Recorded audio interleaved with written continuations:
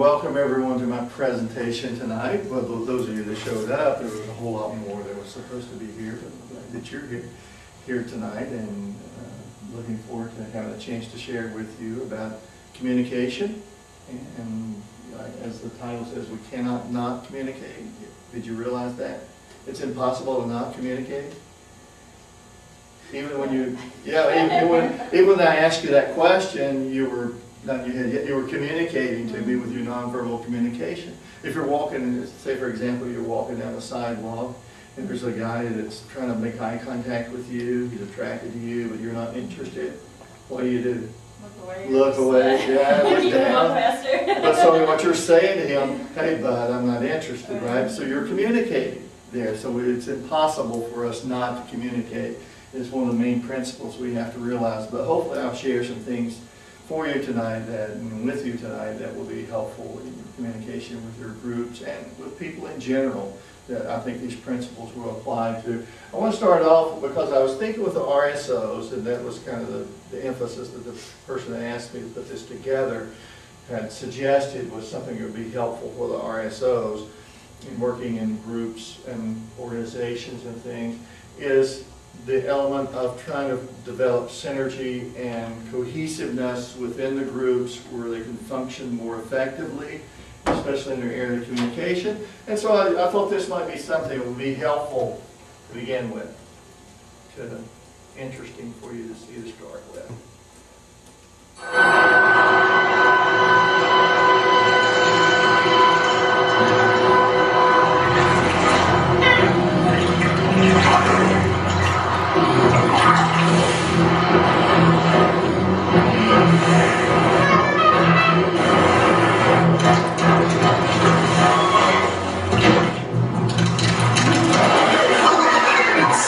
Traveling groups. Take the bus. The lane. Okay, so it's just demonstrating teamwork and how that we can do a whole lot more together than we can as one. And when you achieve synergy in a group, then that's basically what it is. You're able to produce much more together than you could as separate individuals. And it's like, what's 2 + 2? 4, right? When you've got synergy applied to that, then 2 + 2 might equal 5, or equal 6, because that cohesive effort applied. And for just a nice illustration for us that I've done several times before with some of my classes is, think of all the parts of the body that you can think of, that only have 3 letters in each word. What are the parts of the body that only have 3 letters? Arm. Arm, okay. Leg. Well, I'll tell you what, first of all, before I write these down, think of how many you can by yourself to begin with. On a piece of paper, write down all the parts of the body by yourself that you can possibly think of without cheating off anyone else's list that they have. We already got a couple to help us start out with. Just write down all the body parts. Yeah, just all the body parts you can think of with only 3 letters.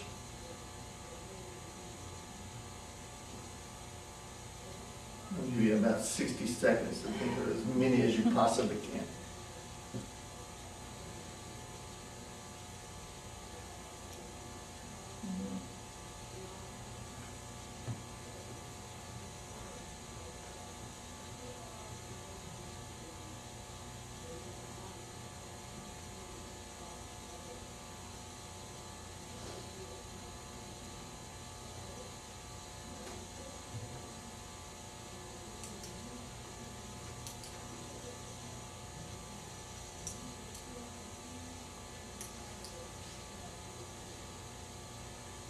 Okay, how many thought of at least 7? Okay, you want to give us your list? Since Well, they may not be right. Okay, arm, leg, toe. Oh shoot. Eye. Ear. It is 5, right? Shoot. Okay, we're giving you credit for 5. Okay, just give me credit for 5. You may have Oh, more I than did, 5. like lid, Yeah, lid. Is that okay? Yeah, that was, and then tip, like fingertip, tip. okay, yes. There you All There's right. my 7. Now, do you have any besides these? Lip. Lid? Lid. Okay. Anything else? You have any different ones? There's more than that. How many is there? I've had as many as 16 before. One. Oh my goodness.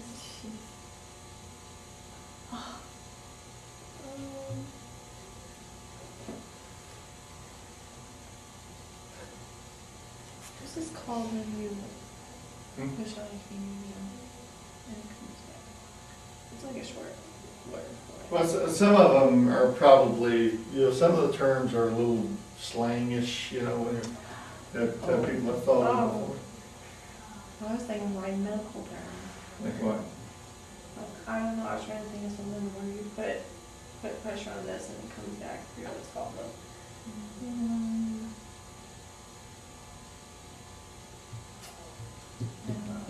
Thinking. Can't think. Yeah. Well, anyway, you can, another word for your butt, the ass. Not good. And let's see, I can't think of some of them myself now, but there are, there's a lot more. But the ideal of it, usually at a classroom of people, you can think of a lot more than you could. I think we had tonight with just one person was 5, but you've got 6 people here tonight. And so as a result of that, we were able to almost double that in the number that anyone could come up with.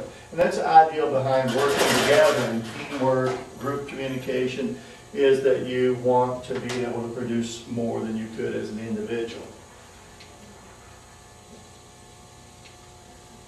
Okay, there's various levels of communication. And what distinguishes these levels of communication is the number of people involved in the communication event. First of all is intrapersonal communication. What do you think that is? Yeah, 1, exactly. Daydream is intrapersonal communication. When you're thinking, I had one fellow tell me one time, he said, I'd love to have an intelligent conversation sometimes with somebody, and so that's why I talk to myself. and I said, and then I told him, I said, you know that conceit is the only disease that makes everyone sick except for the person who has it.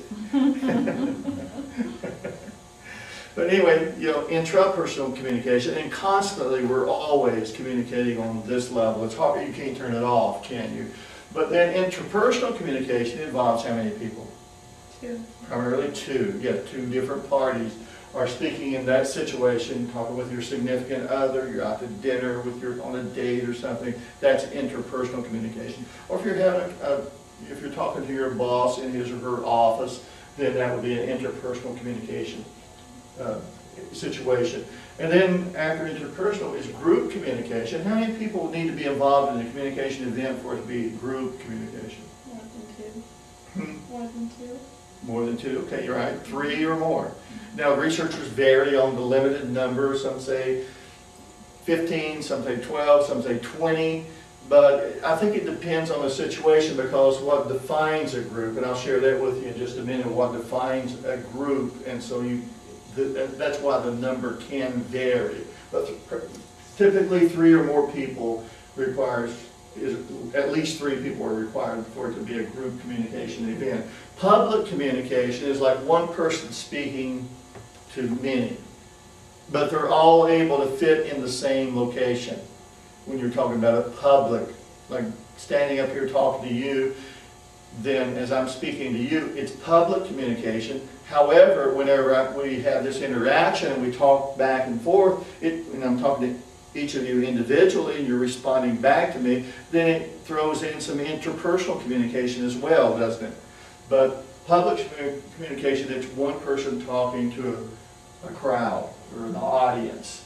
And then mass communication is when you cannot fit everybody in the same room together, and you have to have some electronic means to communicate, like radio, television, the internet, computer, some way you have to use electronic means, and you cannot have them in the same room together. That's mass communication.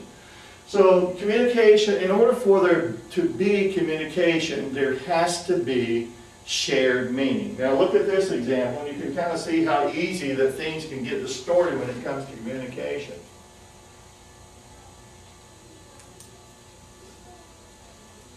Beth Ann, it's MU. Your cell phone bill is what's up. All this texting. OMG, INBD. It is a big deal. Who are you texting 50 times a day? IDK, my BFF Jill. Tell your BFF Jill that I'm taking away your phone. TNS. Me paying this bill, that's what's the S. Damn F. Now too much texting is NBD. Singular brings you unlimited texting, just $5 more a month. And get... So in order for the communication to take place, there has to be shared meaning. Now, human beings, we have this highly sophisticated symbol system that allows us to communicate, that is above any other species upon the earth, more sophisticated than any type of system that any species upon this earth could use. And anybody got an idea what that symbol system is? Language. Language. So our language is made up of various symbols. Those symbols like DOG, CAT, you know, any word that you could think of, then those words are nothing. They're just symbols until we assign meaning to them as human beings. That's what distinguishes us from all other creatures of this universe or this world, is this symbol system, and it's a highly sophisticated means of communication that we have developed. So for example, if I were to say the word, if I give you the symbol DOG, which is nothing, it means nothing until you and I as human beings assign meaning to it. And so what image comes to your mind when I say dog? Dana? A little fuzzy pet. Little fuzzy pet, 1K. Our dog Xander, Or dog Xander, which is, big old dog. you know, about like 100 pounds, right? Bulldog. Bulldog, Xander K, Pitbull. pit bull. I think the dog barking. This dog barking noisy, and then sometimes certain symbols that we use, people associate emotion with it as well. You know, depending on if they've had a traumatic experience with a dog biting them or something like that, then that memory comes back and they associate fear or a bad experience with that. So that's what it means to them. So that is considered the referent. The image that we see in our mind when we hear this word is the referent. And so understanding that when we're talking to people, that because of the way we have been socially constructed differently, we're from different cultures, different experiences in our life, different family situations, and that not everybody interprets these symbols the same way that we do. And that's where a lot of miscommunication takes place, is when we don't share that meaning for the same symbols that we use. What we mean by a word, someone else may take it completely out of context of what we intended it to be, because of how they were able to interpret it. They encode that information. If that word that we spoke or that sentence that we spoke, they encode it, the listener does, and interprets it from their perspective, from the experiences that they've had with that in order to associate it, and then what it means to them. And the only way we can discover what they're hearing or what they think about it is if we take the time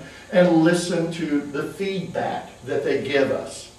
You know, we want that feedback that they give us because it helps us to understand them better. But sometimes people who are in leadership positions, they're constantly telling people what to do, but they never take the time to get feedback from the people that they're giving those instructions to, and they don't understand, well, why are they behaving that way? Why did they show up? Why didn't they perform better than this?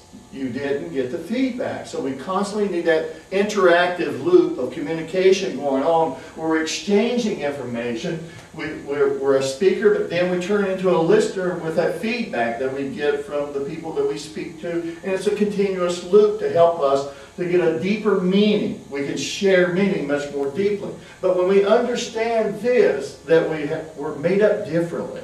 We interpret things differently. These symbols mean different things to us. It doesn't necessarily mean the same thing to everybody. You know, I've had some students that have come over and interacted with their English is not their first language. And so with us, you know, some slang terms we wouldn't say because they're kind of considered not nice to say in public and things. But they picked up on some of these slang terms from different people of the English language, being here students upon campus, and I would hear them, you know, saying this is like it was nothing, you know, like shit and damn, you know, and that type of thing. And they was constantly saying that, but I knew that they didn't get the impact of what it was to us because we considered it sort of disrespectful, you know, making statements like that, what it meant to me. But I understood from the culture that they came from, the experience that they've had in their life, and then the people that they came in contact with that was talking to them, the first experiences that they had with the English language. So they picked up on those tendencies and didn't get the impact of what it might mean or how it might, what type of impression it could make on other people.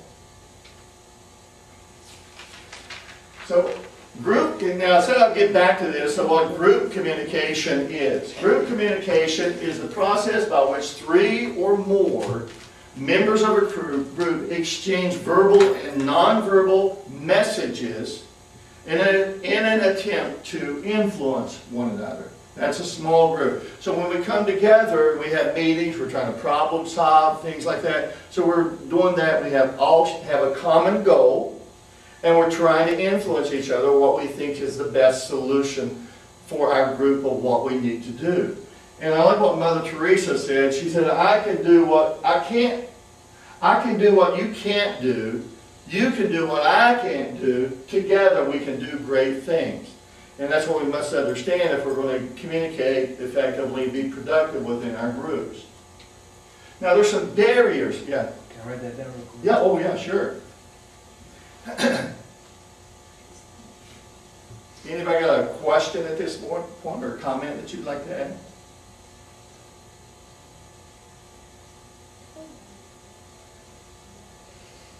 Again, we're reaching off of Mother Teresa's quote because it's referring to the importance of synergy, that we are able to produce much more together.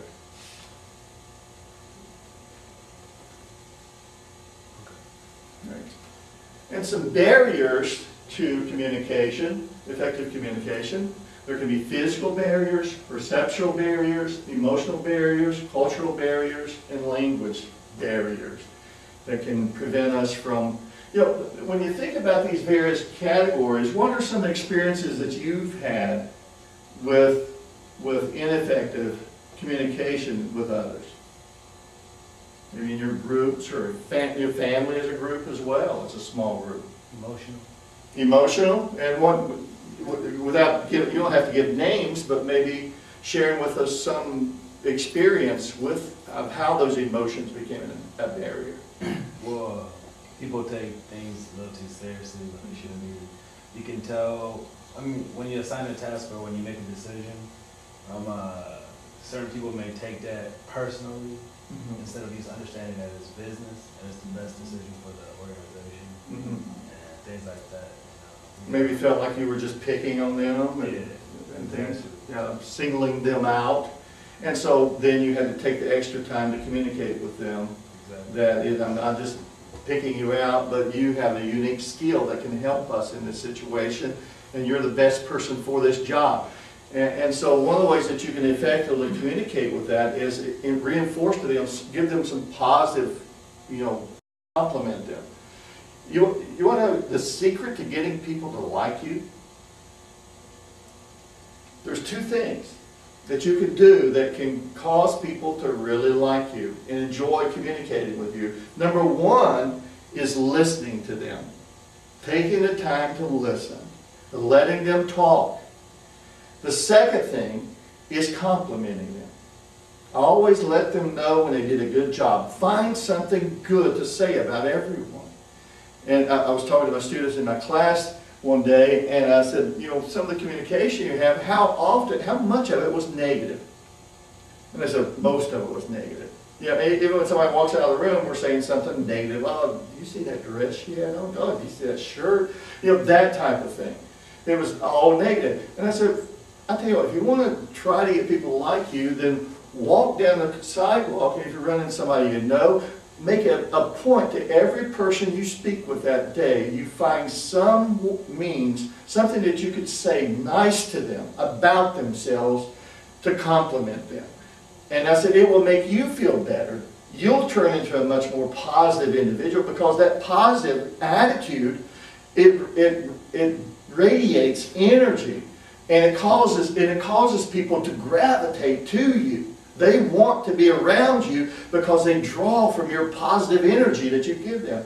But if you're constantly complaining, well, we don't have this, we don't have that, I don't know what we're going to do, well, I've had an awful day, I don't feel good, you know, that type of talk, guess what?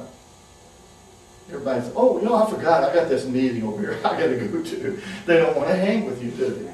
They find some excuse to get away. So these, who else has had barriers of some type?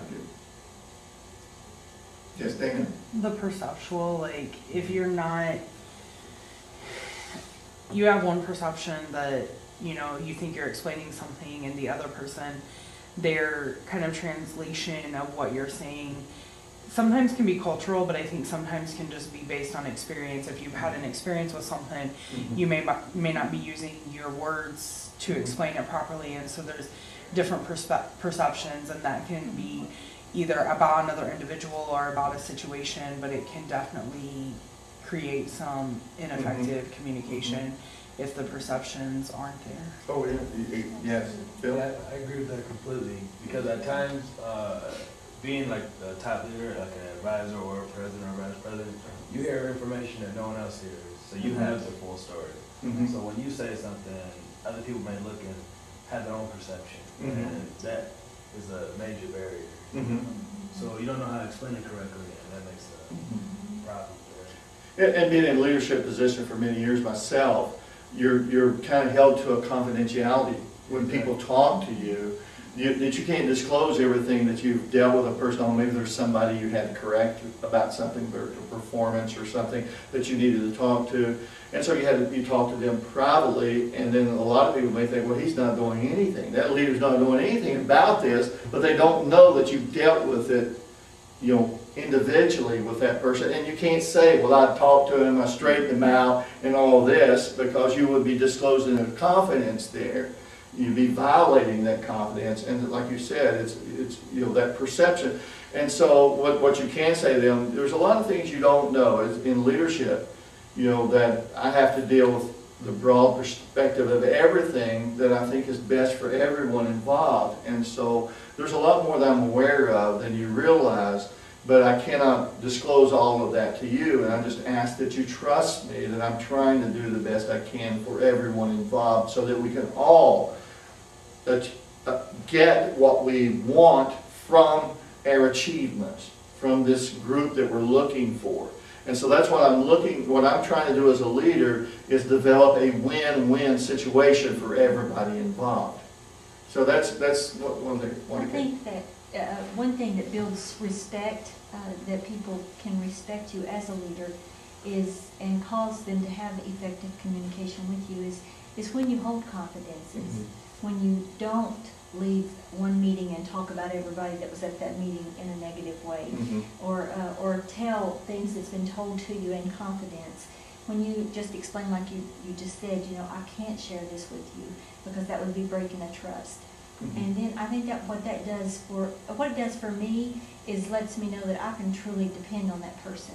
If I go to them with a problem, then they're gonna keep that in confidence. But when you come away and you hear someone that is negative about everybody that was just in the room, and then they have to say some negative comment, I know immediately I don't want to ever tell that person anything, because if they talked about that person behind their back, they'll do the same with me.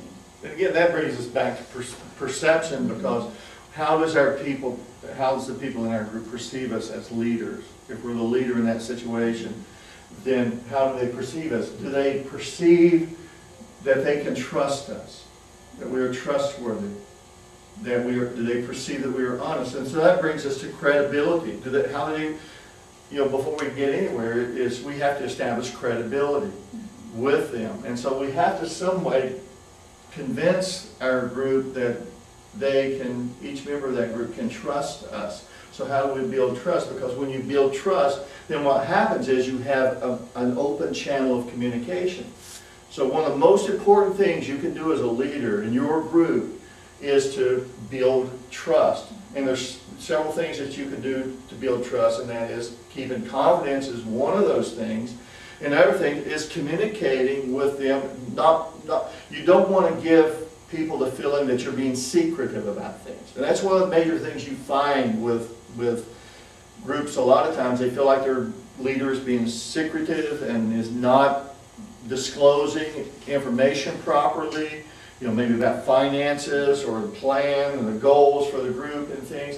And so they have a perception of maybe this person isn't as honest as I thought he or she was. And so that perception can hurt with that channel of communication. What is their attitude toward us? And so that's very important, is how they perceive us. What is their attitude towards us? And then there's cultural differences as well, like those experiences I talked about were raised differently, maybe from different countries, different states and atmospheres, different experiences that we've had. There might be language barriers there as well, especially if you're someone that's English is not their first language. Anyone else got something you want to share? I think some of the physical barriers too. A lot of people automatically assume that physical barriers are like if you don't know sign language and that's how you have to speak with someone. But I've worked in an office setting where there are some people who are not deaf, but they have some hearing impairments, and people have been frustrated about why certain individuals don't answer the phone while they're in their office or different things of that nature.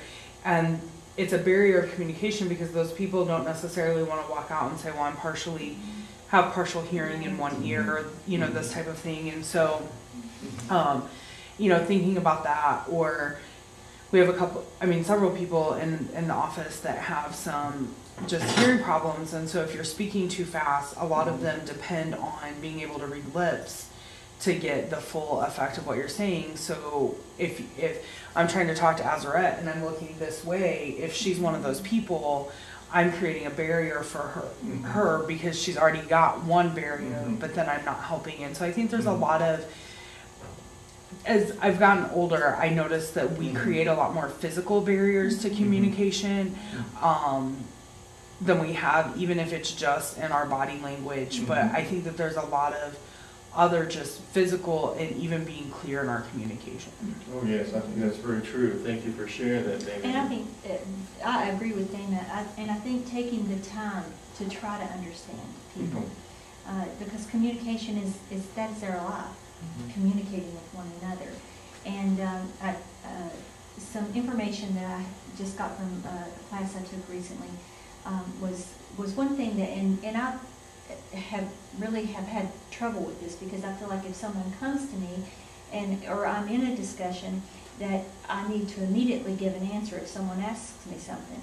And in this information that I received in this class, this person said that it's okay to pause before answering. You can pause, and it's okay. You don't have to immediately answer someone, but take the time to think about what they've said and try to understand them, and that builds communication effectively. Well, yeah, great point. You have comments. And then also with language, I think, I know with my position, when I report something, some things don't seem very clear because it's going on with academics and that kind of thing. So I think also breaking it down for just lay people to understand what you're talking about is a good way of doing that. Yeah, not making it so complicated for people in simple terms. And that happens a lot of times. And a lot of times where people are vague in their groups is the goals of their groups. I think it's important when you're communicating with your groups, you're working in your groups, that you constantly make them aware of the goals of your organization.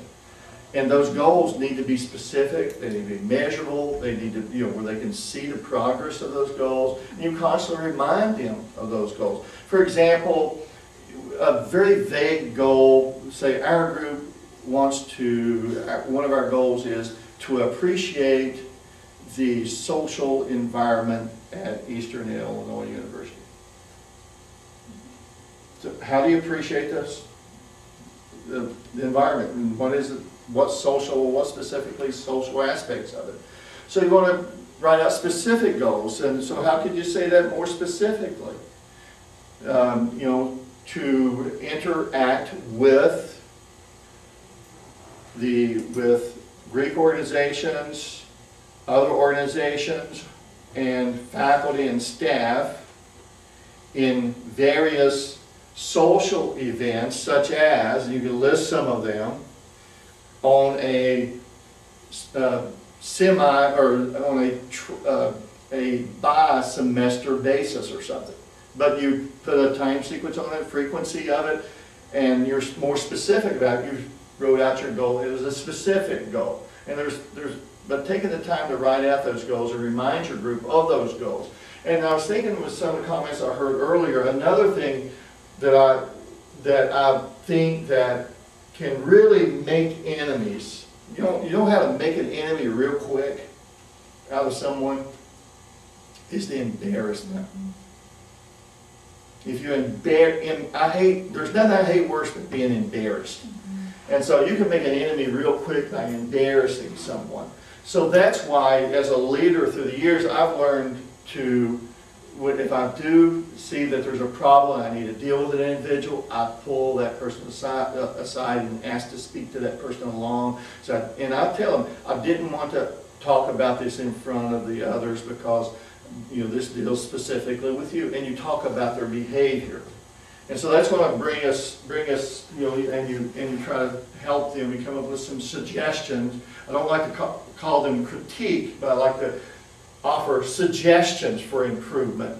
And then there's some principles that we can follow there as well, and I'll talk about those in a moment as well. I'm trying to get through this. The communication behaviors for effective group work, here's some things that you can do, is listen. You listen well, and you practice active listening.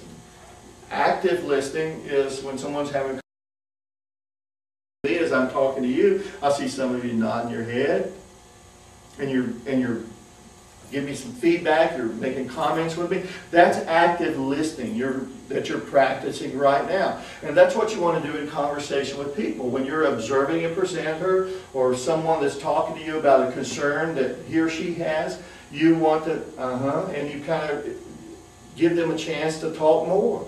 You want to listen to them. You want to hear all that they have to say. And you give them the chance to do that. If you want to make a friend, listen. Yeah. Listen. But what happens a lot of times, this is the least practiced thing that I think most people do in groups, is listen. If someone is talking and sharing his or her ideas in a group situation, when you're trying to decide what we're going to do, instead of listening to what was just said, the comment that a team member made, what are we doing? Thinking of what we can say. Trying to think of ours. See if we can come up with a better idea than that person did, without even considering that person's idea, really. So we're always thinking about what we want to say next. We meet somebody on the street, we start talking to them. And a lot of times that's the reason that people can't even remember someone's name that they just met. Is because they're thinking about what they are saying, what they're going to say next, rather than listening. So the key to remembering things, as Kevin Trudeau, the master of mega memory, says, the key to mastering memory is to pay attention in the first place. Learning to pay attention in the first place. So listening, and cannot be overemphasized the importance of listening. And then making clarifying statements. In other words, in a group meeting, if there's something that someone says, that a leader says within your group, your boss, your supervisor, then if it's something that comes across sort of vague and you didn't get the full details of it, don't be afraid to just say, what do you mean by that? Or let me get this, is this what you're saying? And you restate it, and then that person, if it's not what they mean by it, then they'll add to it or clarify it a little better for you. So there's nothing wrong. You shouldn't be embarrassed by speaking up and for that clarifying statement. And deliberating and discussing is important. That everybody gets involved in the group discussion, the problem-solving situation. And feel you're a leader in your organization. And so one of the things you want to do is make sure that everyone gets a chance to comment. Sometimes in a group situation, what happens? You've got one or two loquacious individuals who control the entire conversation. And you got a couple of people saying, well, they're just nodding their head the whole time. They never say anything. So you as a leader of your group or facilitator of your group, what would you do? Well, I mean, my job as a leader is just to be quiet, to observe and listen, and then I'll speak when necessary. But most of the time when that happens, there's individuals that it turns personal. And then the other individuals are like, let's keep this on task, you know? And that's when it gets difficult, because there's some people who are actually talking about the task, and some people who are making it personal, but still talking about the task. That's where it gets difficult. Yes. But, yeah, and then too, what happens a lot of times, what you can do, this is what I've done on numerous occasions when I'm facilitating a group, is I say, okay, now we've heard from a few of you, but we want to hear from everyone. So before, we're going to give those who have not commented yet a chance to share what they think before anybody else speaks. Or if you wanted to start it off too, you started off with a round robin. Say we're going to give everybody 2 minutes to begin with, to say what they think, each person thinks before anybody comments. Then after we make it around, then we're going to open up the floor for additional comments. And that way everybody feels like that they got a part to add their thoughts and their ideas to the situation. That's what we call a round robin. Something else I've done too is if we're in a group discussion and the same people continue to speak, if I'm facilitating, I'll just ask a particular person. Like I'll say, you know, Azra, how do you feel about this? Or Wanda K, what are your thoughts? You know, you haven't said much. Address someone else. And try to let other people know that we need to welcome other comments, because I found as an advisor to student organizations, you tend to get your 3 or 4 that continually speak up, and the rest of your room sits quietly, and you know from interactions you've had with those people that they have insightful things to offer or valuable opinions of if the group should. And sometimes you get the best ideas from the ones that've been the quietest the whole time. You get some real nuggets from those people. And it's what I've discovered. And a lot of times I'll say, if I've had like a couple of people being very talkative, I'll say, well, thank you, Bob and Sally, for all that you shared tonight. I mean, you've given us some wonderful things to think about. And now I want to give others a chance to see if there's anything that they have that might be helpful to us as well. So we'll get back to you, and let's give everybody else a chance to speak first before we go further, and then go with that.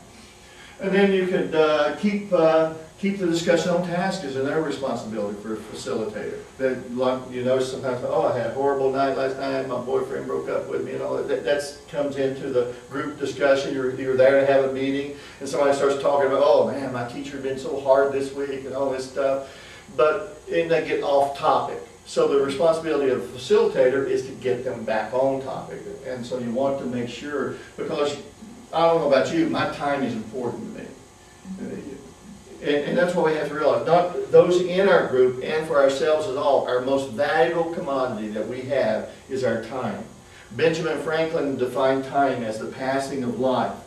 And so realizing that we're there for that purpose, that time. We said the meeting's going to start at 6, it's going to end at 7, it's got to stop at 7, no matter what. Because that's what we told the people, and that's what we're going to do. And so you've got to keep them on task for that. And then if they want to linger and hang around after the meeting and chit-chat, then that's fine. But you as a facilitator of your group, you want to keep them on topic so we can get the job accomplished. How do you respectfully ask everyone to stay on task? So if somebody were to make a comment about their weekend, and then another person comments on that, and then there's people... Yeah. Well, this is what you can do. There's several things you can do. What you can do is at the beginning of the meeting, so we only have 1 hour. We scheduled this meeting from 6 o'clock to 7 o'clock.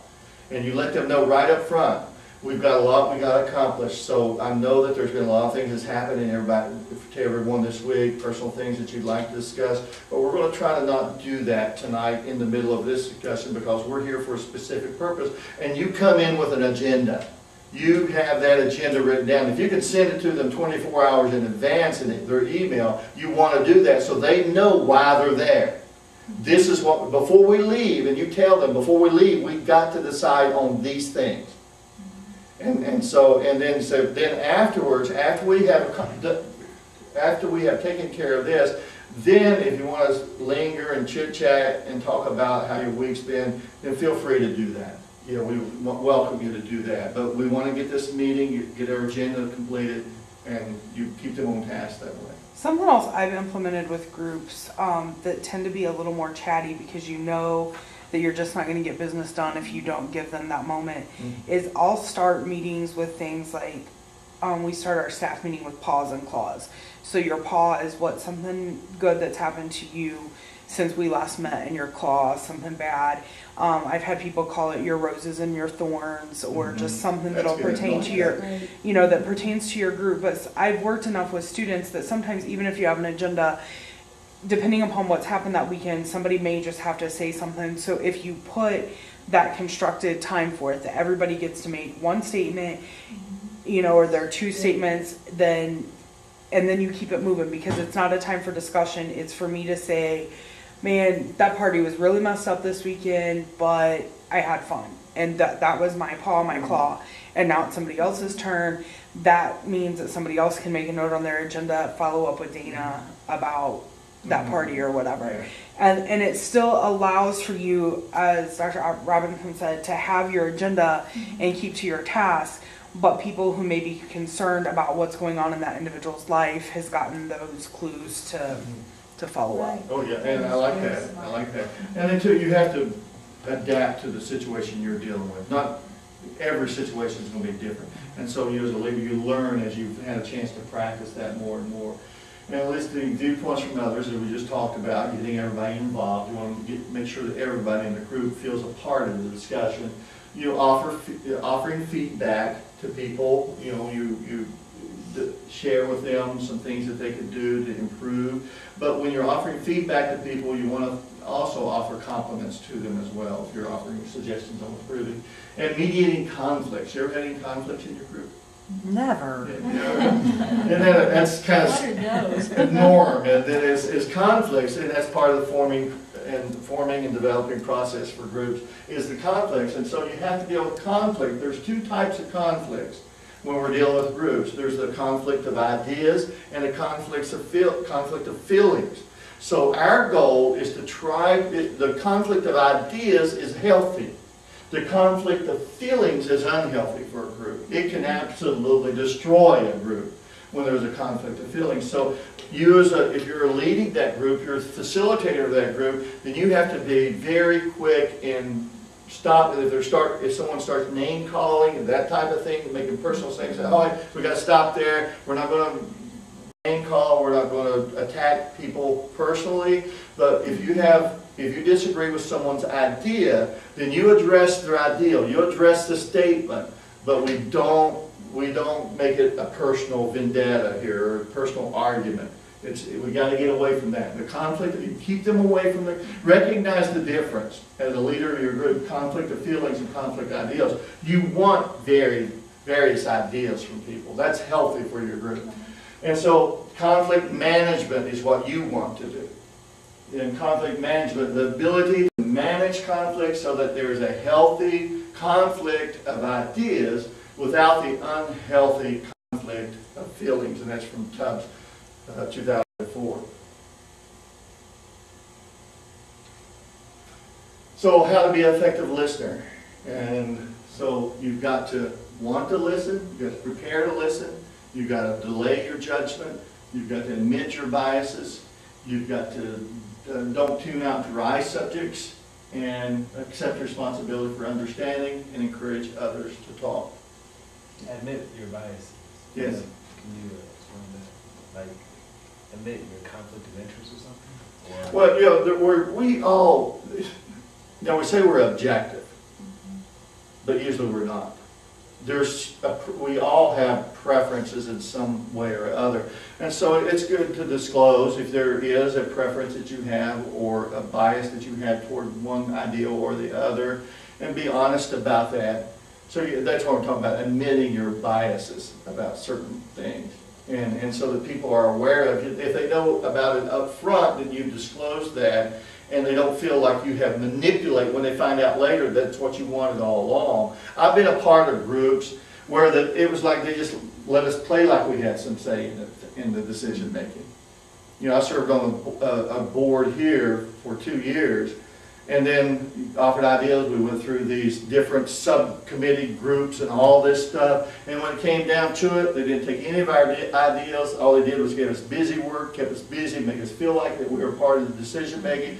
And they ended up doing, the leadership ended up doing what they wanted to do, which was not what we had come up with as a group. We were an advisory group, an advisory committee, and they didn't take any of our advice. They already knew, and then I realized they knew what they were going to do before they ever even came to us. They already knew, and I felt manipulated.